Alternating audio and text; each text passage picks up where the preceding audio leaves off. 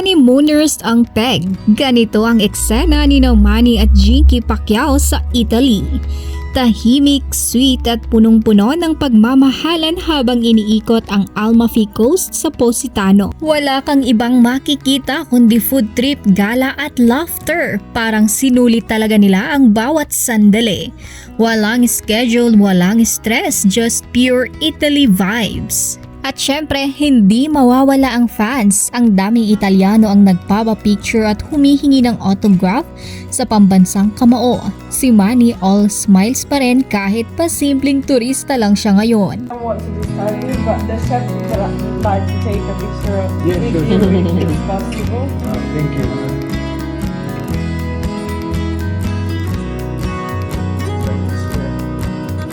Pero napapaisip pa din ng ilan, paano kung nanalo kaya siyang senador? Malamang wala siya ngayon sa Italy. Busy sana sa mga desisyon sa Senado, baka nga siya pa ang nangunguna sa mga pulong kaugnay sa impeachment issue ni VP Sara. Summer time, Italy po. The residents, 4,000 karami. But in winter time, 4,000 karami. Pero hindi yun ang nangyari. Draw ang resulta ng huli niyang laban kay Mario Barrios. At ngayon, time muna for chill life kasama si Jinky.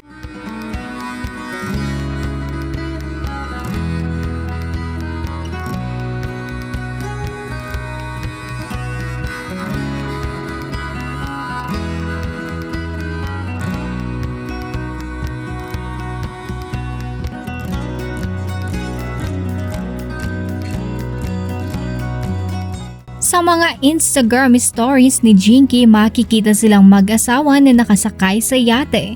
Enjoy na enjoy sa tanawin ng dagat, tahimik na moments at simpleng ligayang sila lang ang magkasama.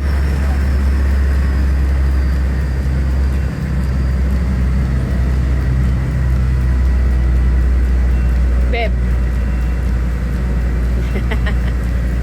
Iba pa rin ang glow ni Jinky at si Manny, photographer, travel buddy at asawa mode on.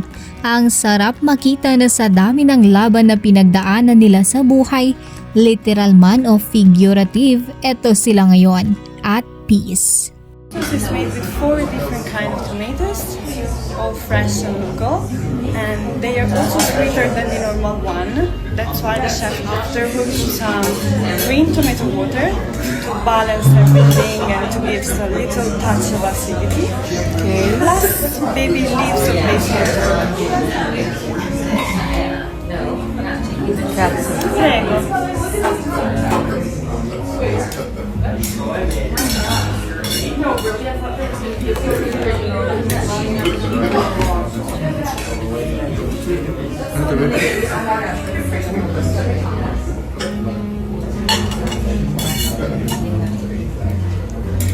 What we call this?